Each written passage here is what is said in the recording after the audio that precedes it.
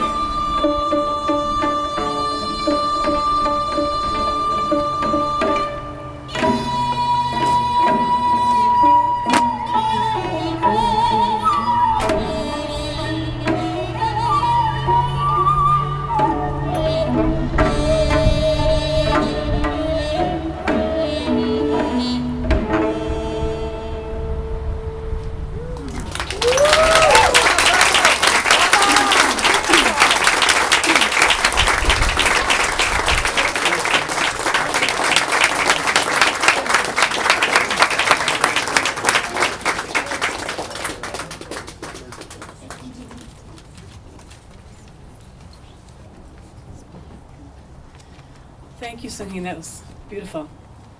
I would like to say a few thank yous now, because that's also very important today. First of all, we're so grateful to our performers today.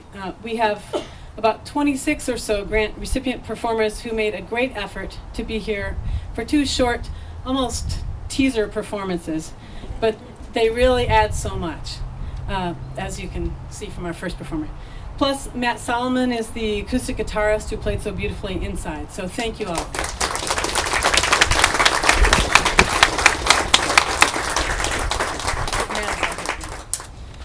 Thank you also to our main sponsor, Pamplin Media Group. They worked with the Jenkins Estate, Tualatin Hills Parks and Rec District, Anami Vineyards, and our wonderful caterer, It's Party Time, to make today as tasty and as beautiful as it is. So it was very appreciated. Thank you.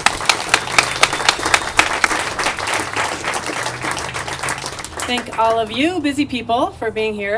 It's not easy to make it over here through the traffic, I know. But we're especially happy also to have County Commissioner Dick Scouten, I know, is here. Thank you. And Senator Elizabeth Steiner Hayward is here now also. Thank you. If I'm missing anyone who would like to be introduced, please raise your hand, because I haven't seen everyone who's here. But anyway, thanks to everyone who's here, because you are all important. And while we're talking to at least one legislator, I'd like to thank her for helping to pass the Oregon Cultural Trust tax credit extension. This was a huge, huge vote for the cultural life of our state. So thank you.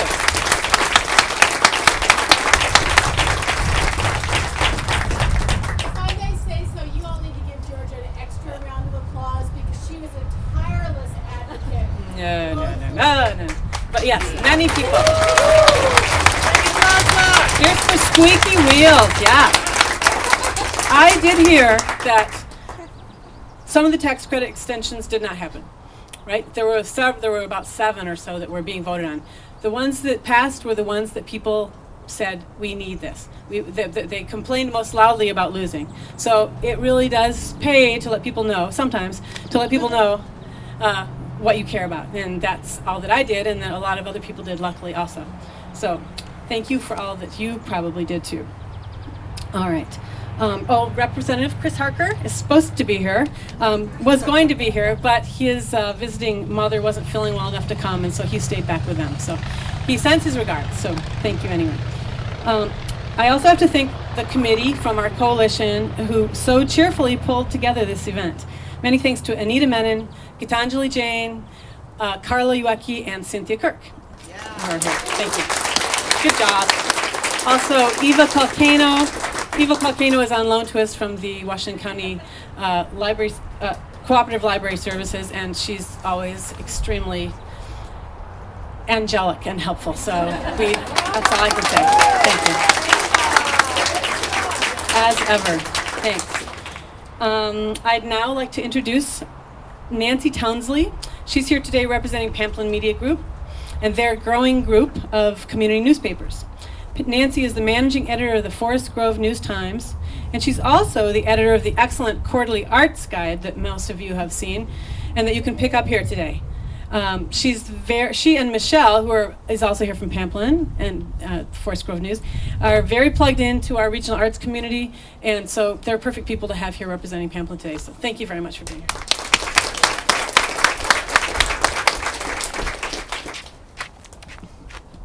Well, thanks for this opportunity to celebrate the arts. This is awesome.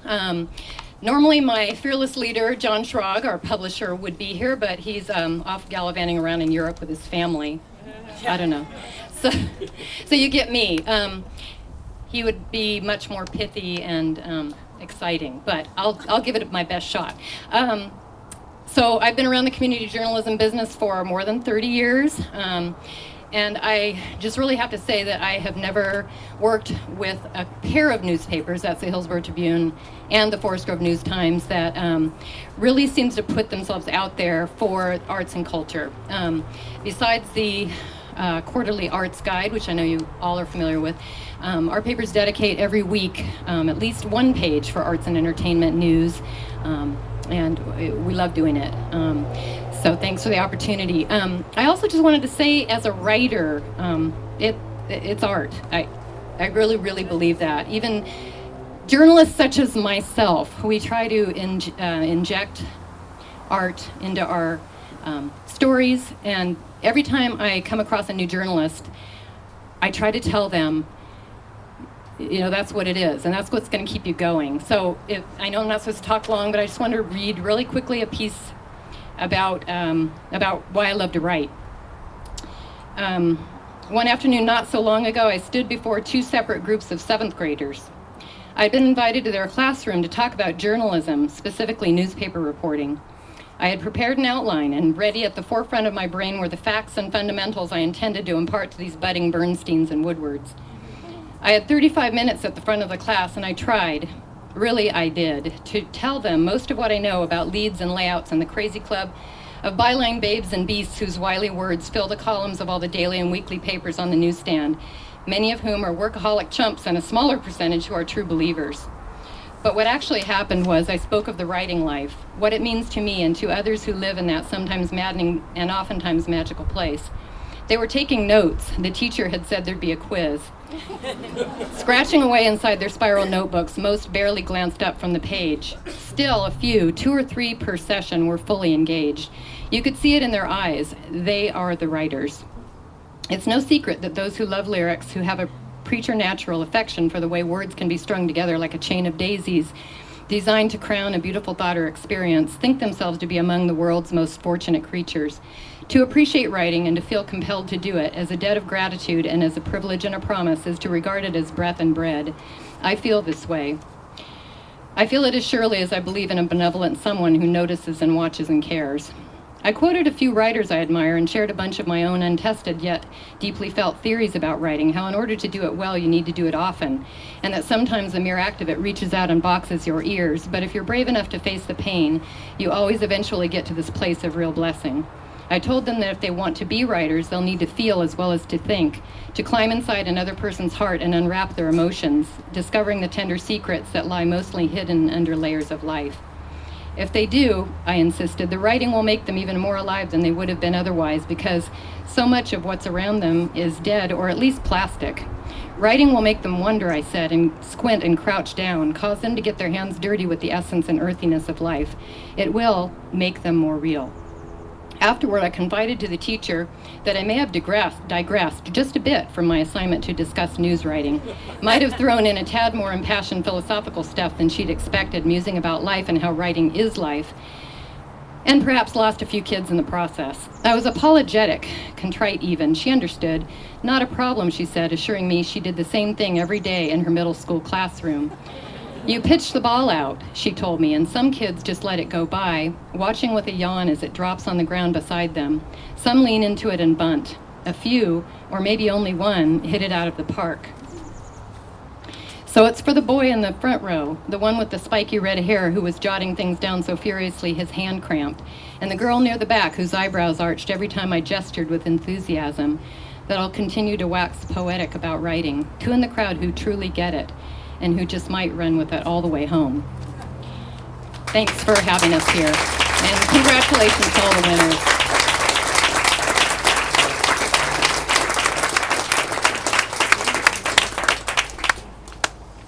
Thank you very much, Nancy. I'd now like to welcome, speaking of writing, I'd like to welcome Pauline Peterson. She's our Oregon Poet Laureate. Her eloquence is not just legendary, it's officially sanctioned by the state. Yes. So we are very lucky to have her with us today also to speak on behalf of the Oregon Cultural Trust. Thanks, Pauline. Thank you, Georgia. Thank you, Georgia. Well, we are here today to congratulate this year's Washington County Cultural Coalition grant recipients.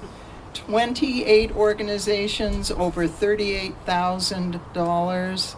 Congratulations.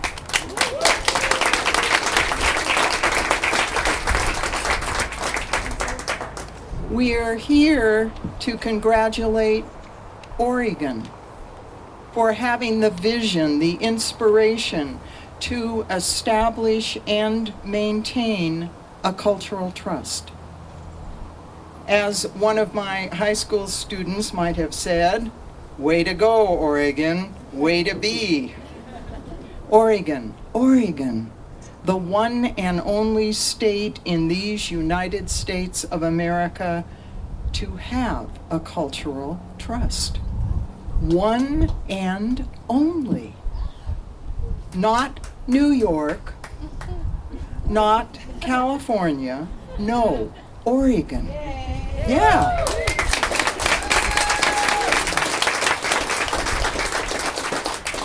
Congratulations, Oregon, for your remarkable cultural trust. That is, and I can attest to this, that is the source of astonishment and envy in all the other states.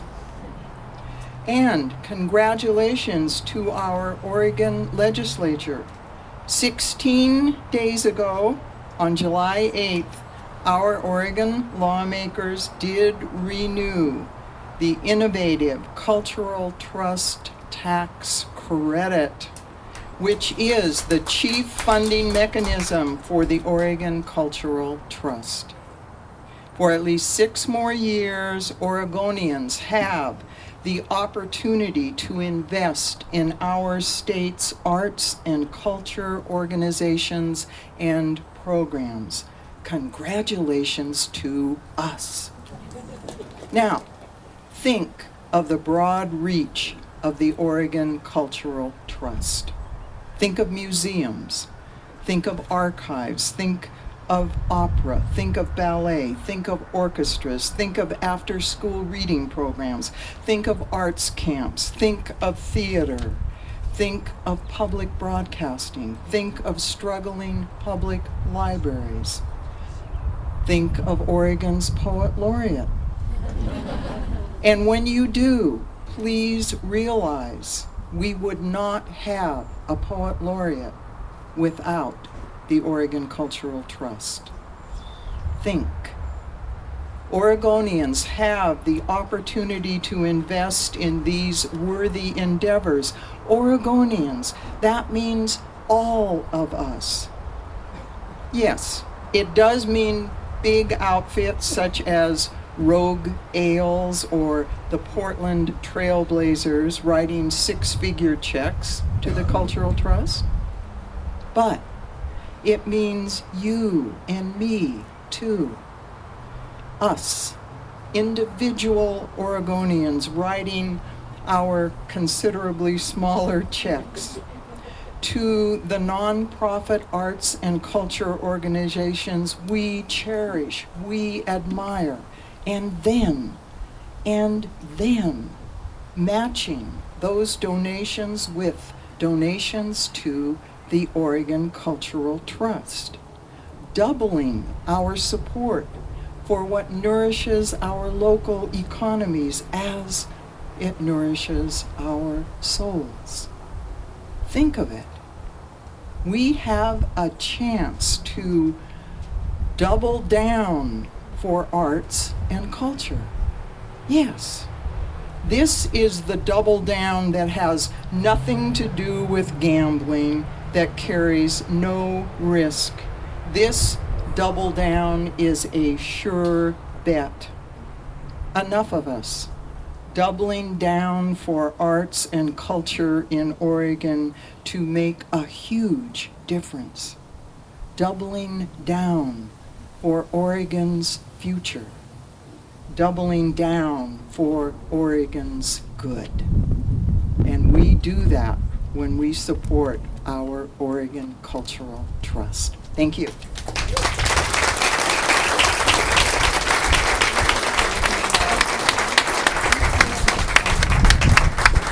Thank you, Colin.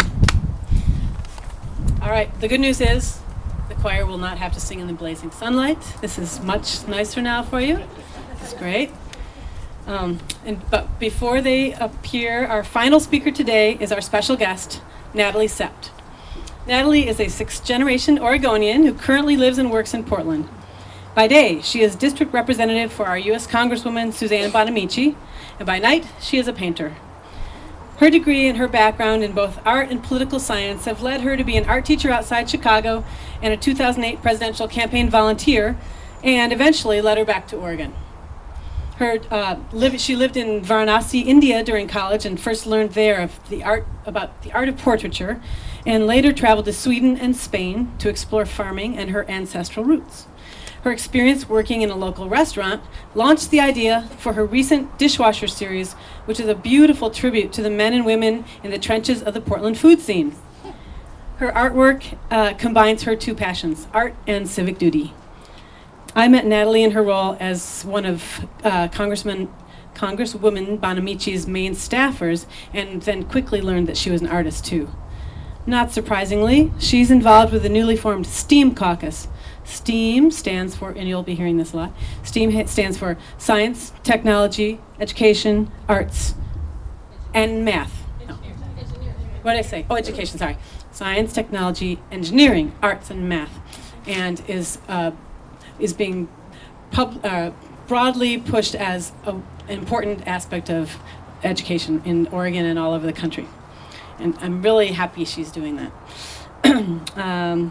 So she's helping to be the outreach person in our community for that, and also shaping policy in DC in that area. Please welcome Natalie Sutt.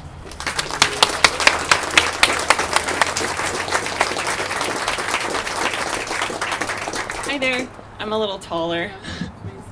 Maybe not. Can I take this off? Is that okay? Yeah, you can hold it. Okay. Hi, can everybody hear me? Thank you so much for the warm introduction, and can everybody give Georgia Harker another round of applause for putting this great event together? Thank you. So, Georgia's right. My secret's out. I'm also a painter. I'm not just a political hack. It's kind of funny because my mom, I'm a millennial, and my mom, I didn't grow up with the praise generation. My mom was like, "They want you to speak. Are you sure they want you?" I was like, "Yeah." So I'm a painter, and this was kind of a secret growing up, or rather, in the last 5 years. I've always felt like I had to choose between politics and art, like somehow they were mutually exclusive. And I graduated. I went to school for political science, but I graduated with a BFA in painting. And I ended up getting a job in a middle school outside Chicago. And I was the middle school art teacher. And while I was there, I learned a lot. And I kind of burned out after 2 years. It wasn't quite the right school for me, and I wanted to go back to my roots in politics. So I came home to Oregon, and I worked really hard. I was in a restaurant, and then I got my first job interview for politics. And when I was being interviewed, the person interviewing me asked me, they said, "Oh, you're a middle school art teacher." You were. Middle school's a pretty lateral transition to politics. No comment on who I was working for at the time. Anyway, but growing in politics, I pushed art to the side. I never wanted anybody to know that I was an artist. I never wanted them to know that I had this other side that was maybe a little bit more abstract or emotional or even creative. I mean, it's so by the book. It was such a in-the-box thinking that I was having. I never wanted anybody to know. So after a couple campaigns, when I had pushed painting completely out of my life, recently with a congresswoman, I've been able to carve out some time to paint. And last June, I had my first really big show, which portrayed dishwashers of the Portland region. And one of the things I'm really excited about is that I get to work for a representative who is passionate about the arts. And one of the things that she has done in February, she co-founded the STEAM caucus, which, as Georgia accurately pointed out, is the Science, Technology, Engineering, Arts, and Math Education Caucus, trying to get arts integration into schools. And the great thing about this is that while I'm able to do art, I'm also at the same time working on politics and working for the Congresswoman to really impress upon people the importance of arts integration and creative thinking. And in Washington County, I think we have a great wealth of opportunities with the economic engine and the cultural vitality that exists here naturally. And I think that the Cultural Coalition of Washington County is really pushing the opportunity to make Washington County really on the map and a center for cultural vitality for really the state. It's so important, and it's something that I'm really passionate about and excited that I get to talk about on a daily basis. Beyond that, I think that and beyond that, I think that what we're doing in DC has been pretty much an uphill battle. I think that Congress is pretty much on the bottom rung as far as favorability goes. I think beneath Lindsay Lohan. So I think that right now we're working really hard, and that's actually something we're getting national attention for, is the Congresswoman's work on arts integration and design thinking. And I'm really excited and passionate now to be an out artist. People know that I am passionate about the arts, and I'm able to paint, and I'm able to incorporate that into my own job. And it's this great work that's happening in Washington County and beyond, and with the Oregon Cultural Trust, that I think everybody can get behind and be proud of. So I won't speak too long. I know it's been great so far. So I just wanted to thank everyone and really acknowledge the wonderful work of organizations like Bag and Baggage and I Sing and Painted Sky and Centro Cultural and all of the others that are doing such great work here in the county. So thank you for that, and congratulations. I just wanted to thank you again. So it's my great privilege and honor to be able to introduce the I Sing Choir, which will be the closing presenters for this evening. They actually donate all of their proceeds from benefit concerts 100% to local nonprofits, and I believe over the last 11 years have donated over $100,000, which is pretty impressive. So that's great. So everybody, thank you so much, and I'd like to welcome the I Sing Choir.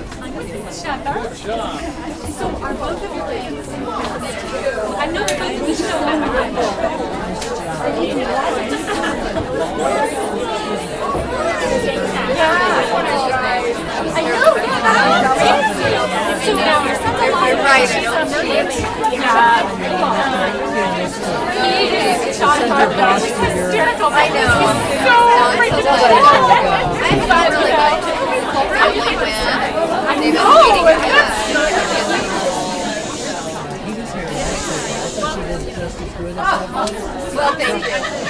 You probably can't tell him. Oh, well, we'll tease them a little bit.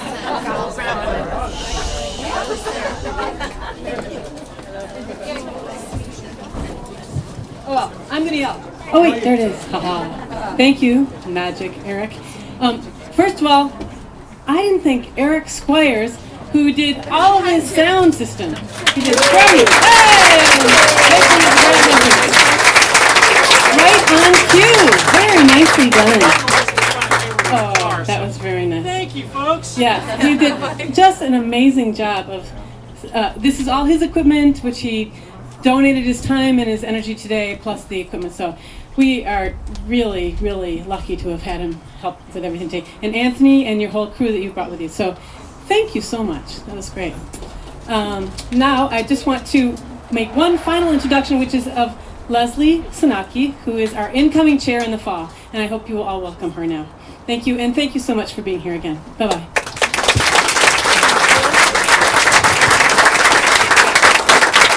Hello, my name is Leslie Sanaki, and I can tell you that Georgia is going to be a hard act to follow. So thanks again, Georgia, and I'll be the incoming chair of the Cultural Coalition of Washington County. And I'm just going to keep my remarks very brief. I really, truly want to thank you all for being here. And you had a small sampling of what the culture and arts is in our county, from I Sing and 10 Tiny Dances and Matt Solomon, our guitarist. We're a very diverse county. And what I encourage you to do is to support each other. You're all artists of some kind. I encourage you to see each other's performances, to support your libraries. There's a lot of really interesting and amazing things happening here in our county, and it keeps growing.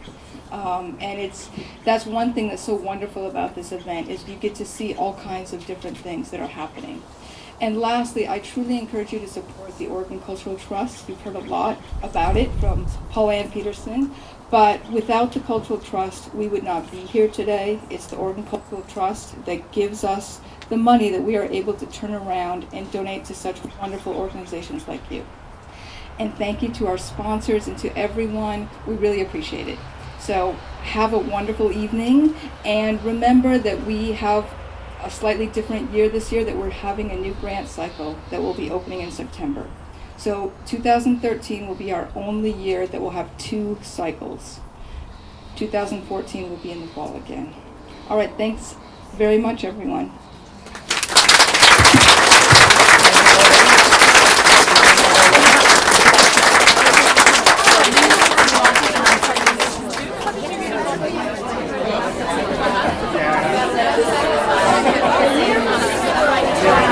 The board end belongs to them. Everything else belongs to you.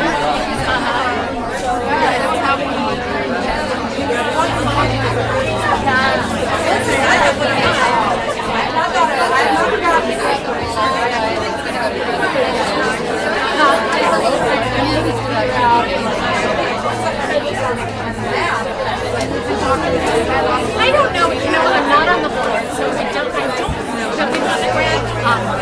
What we